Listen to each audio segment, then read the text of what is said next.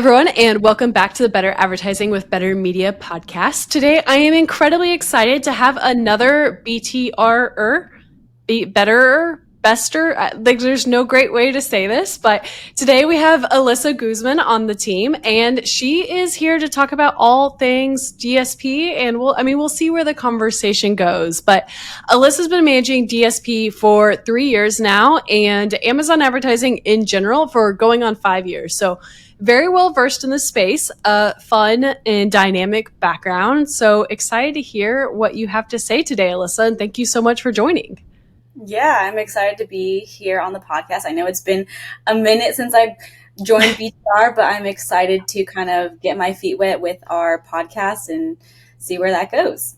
Yeah, absolutely. And DSP is a fun topic. I mean, there is a lot of changes in the space. I still think there's a lack of education in the space when it comes to DSP, which is maybe an area that we can start with of why do you feel as if there's lack of education around DSP? Just in general, in the space, where do you think that's driven from? Or lack of understanding of maybe what DSP is?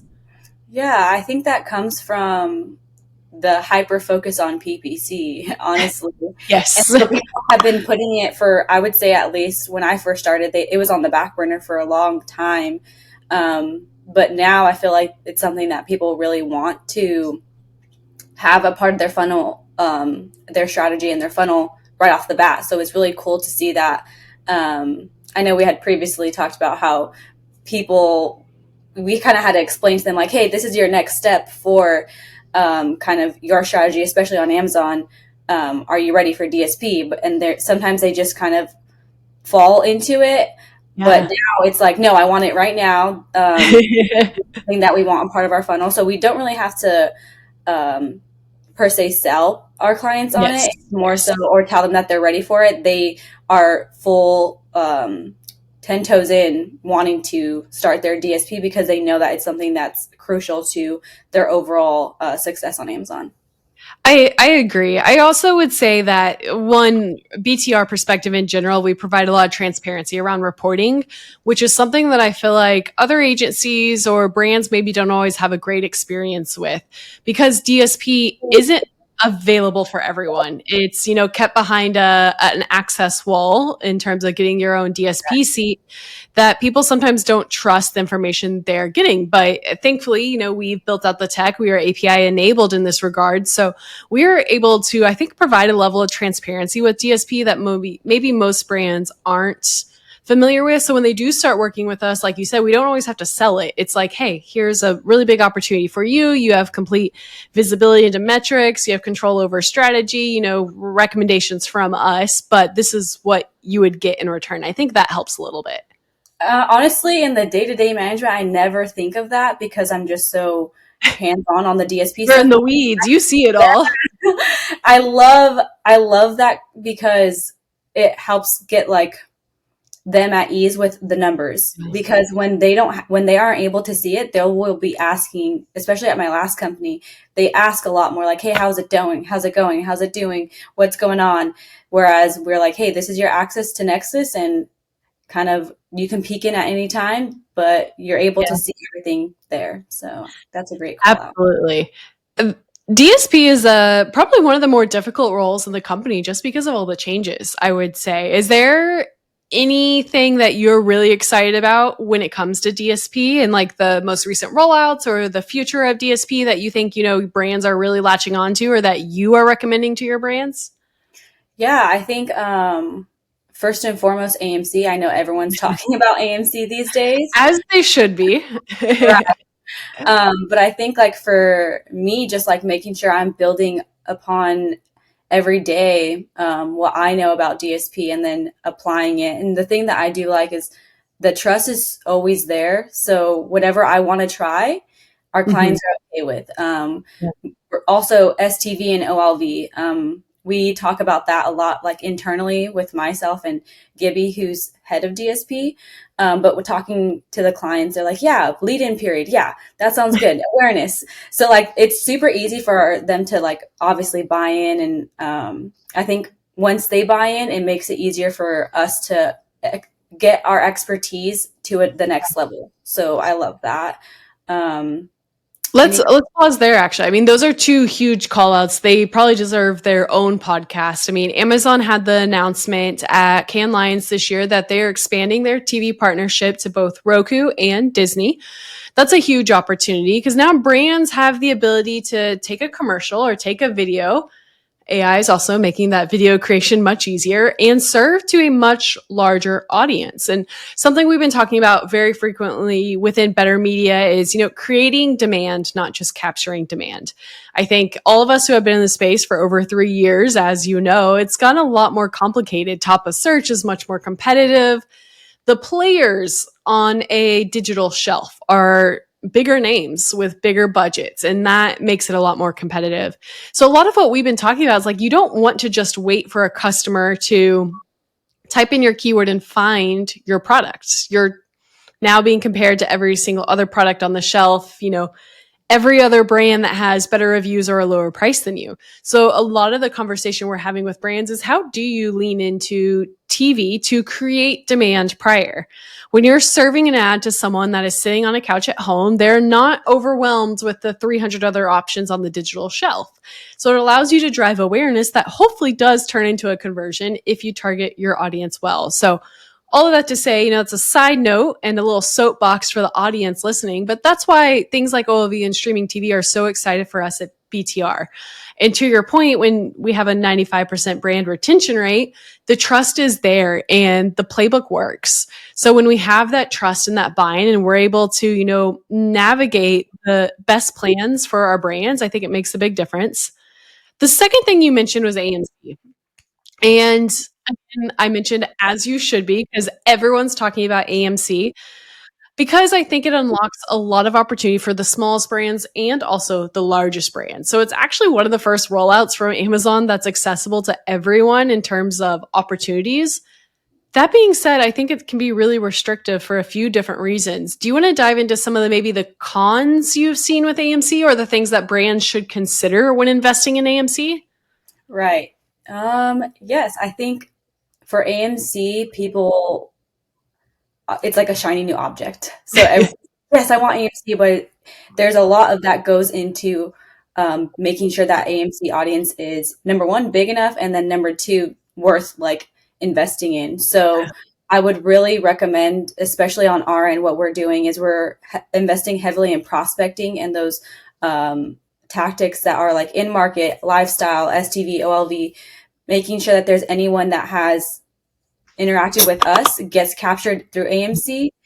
And that will only happen if we build on the prospecting side. So really those audiences get small if you're not investing in prospecting, essentially, is like my biggest thing with AMC. Like, yeah, it's great. We get good returns and those audiences are high intent, high value to whatever brand we're applying it to. But if you're not investing in those upper level tactics, because AMC is really lower funnel, then we're not going to see AMC perform as good as it can. So that's it in a nutshell, to be honest. That's a fantastic point. And I think that this could be expanded to, DSP in general. It's something that we frequently see brands make the mistake of, is they get too caught up in maybe the ROAS or the ACOS, and they only want to run retargeting strategies. Same thing with AMC.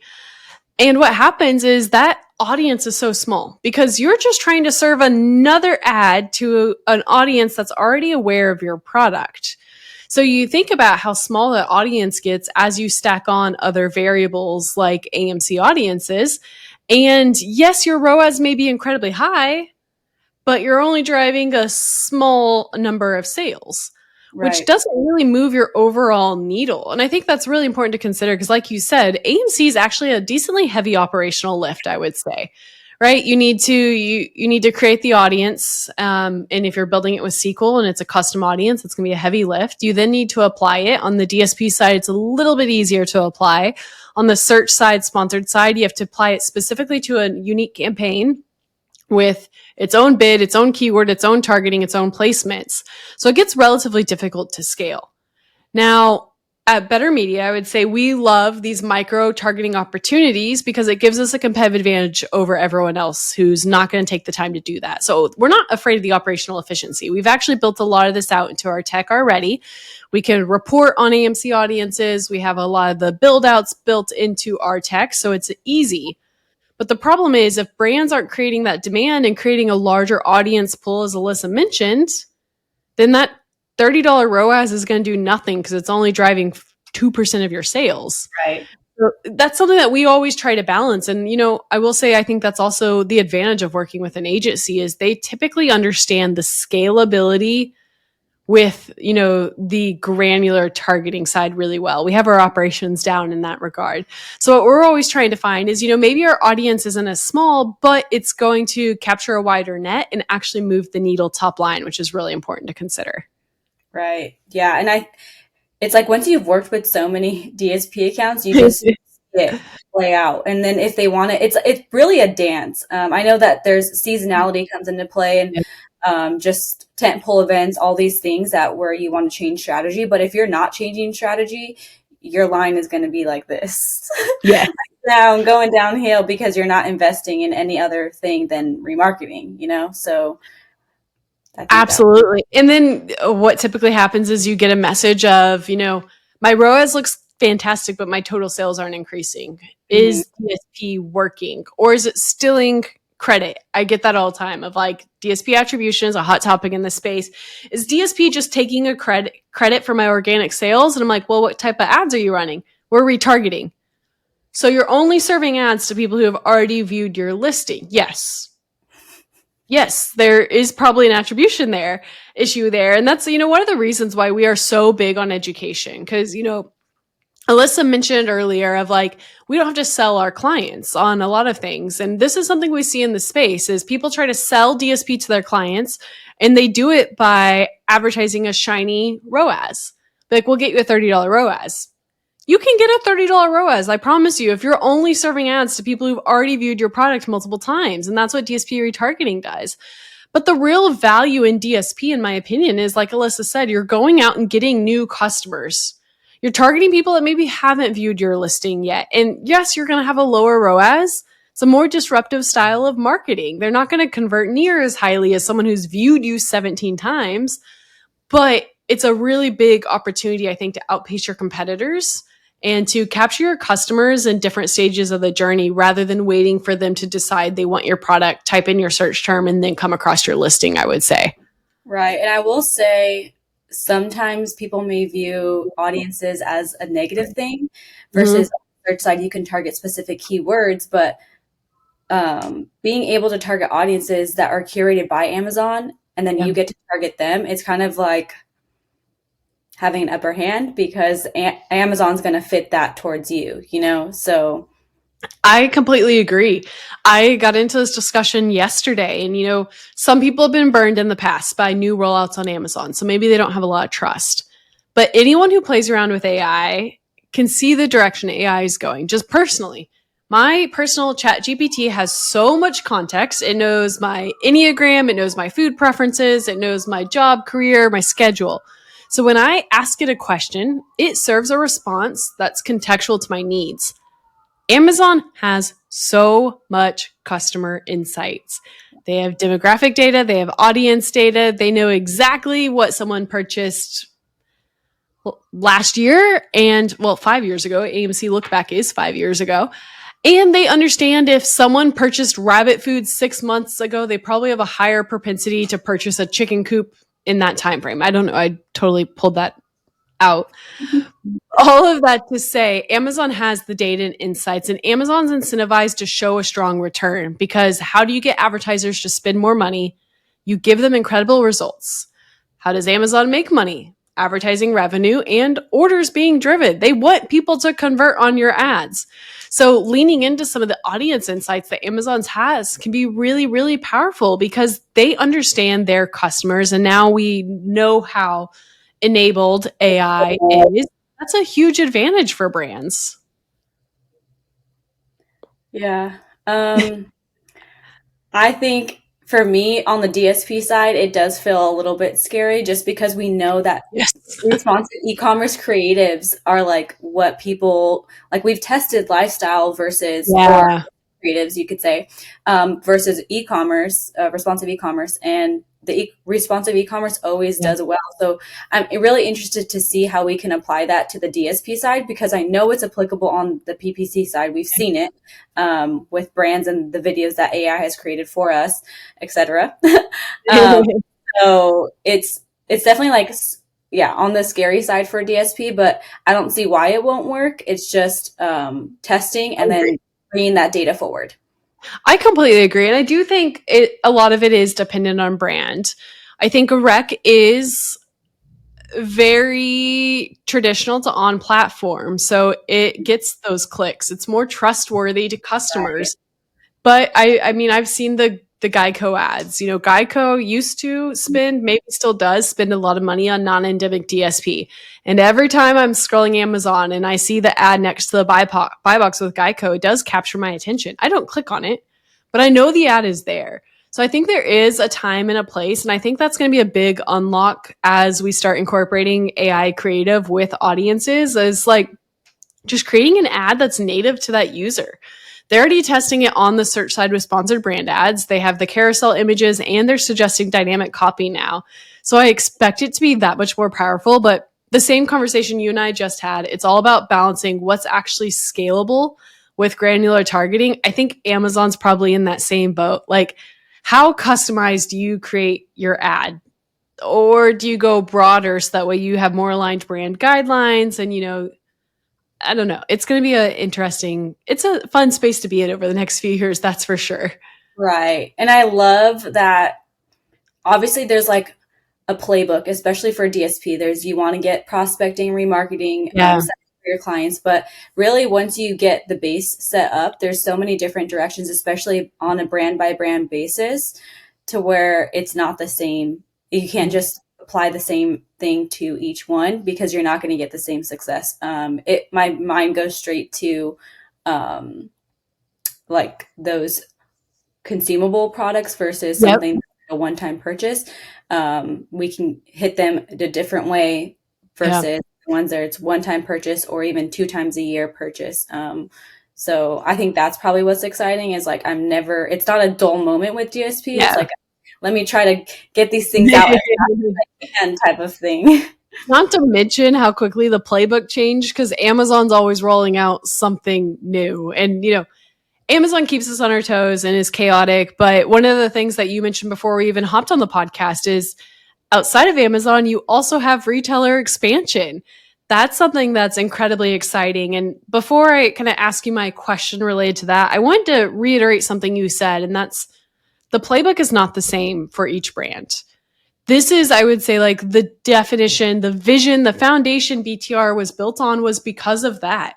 We saw so many, you know, software companies that were just, you know, one size fits all solution for brands, and they were really screwing up that performance. We saw so many agencies outsourcing to poor talent and just sending them through an SOP and only doing this. And I was like, I want to be different. I want to provide strategic recommendations and management for every single brand we work with. Like everything we do, we have a playbook for, but that playbook adjusts for the brand, the specific brand goals, the category it's in. Like all of our team members, as you can see here, we have Alyssa on the podcast for this reason. She's a well spoken thought leader. She can lead strategy for her brands. That's something we're passionate about because that playbook does need to be different. And all we've talked about in this podcast is Amazon, which adds enough complexity and changes frequently. Something you brought up is your brands are coming to you talking about retailer expansion. Do you want to, you know, mention some of that on this as well? Sure. Yeah.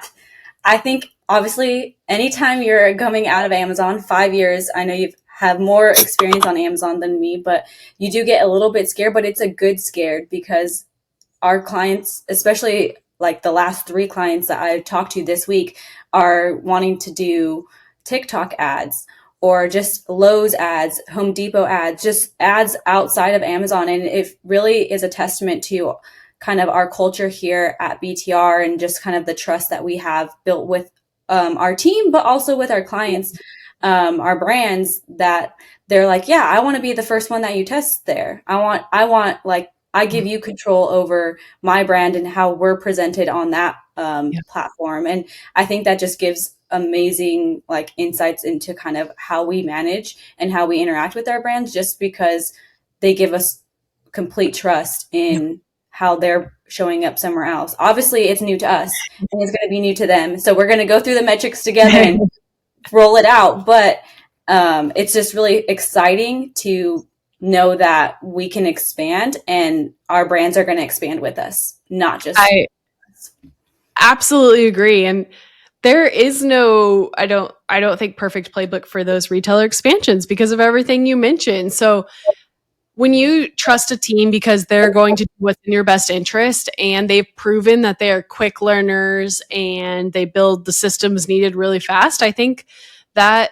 says enough. I mean, in the last 2 years, I think our highest growth departments have been DSP, Walmart, and Instacart. And that's been really cool. Like we're managing very substantial budgets in those areas. And then we have our brands coming to us saying, what about Lowe's? What about Home Depot? What about TikTok? And that's just another opportunity. And again, the playbook's going to be different, but the foundation of, incredible work ethic and strategic thinkers stays the same, which means if you already have that trust, like we can figure it out as we go. Right. And I'm so excited for that, especially knowing the team that we have, to be honest. Yeah. Every time that I'm like in a meeting, I get more enlightened, I can refine my craft because the people that I'm around are top notch. And I can't express that enough. I think the last company I was at, everyone was kind of steady. And here it's like, we're trying every day. Yeah. It's really fun. It's fun to be a part of. It is really fun, and it's been incredible having you on the team, and I think incredible having you on this podcast as well. So thank you so much for joining. As always, going to give a huge shout out. Alyssa does post content on LinkedIn of her own free will. So if you want to check out more, we're going to have this posted, of course, on podcast, YouTube, and everywhere else, but feel free to give her a follow and to check us out. And Alyssa, thank you so much for joining. Yeah, thanks for having me, and we'll talk soon.